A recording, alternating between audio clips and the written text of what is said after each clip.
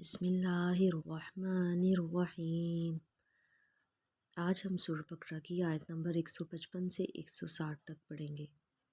الذین اذا اصابتهم مصیبۃ قالوا انا للہ وانا الیہ راجعون اولئک علیہم صلوات من ربهم ورحمة وأولئك هم المهتدون۔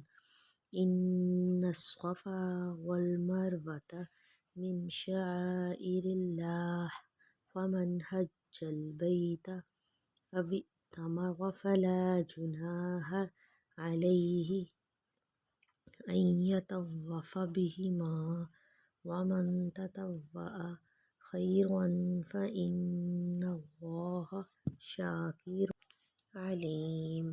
إن الذين يكتمون ما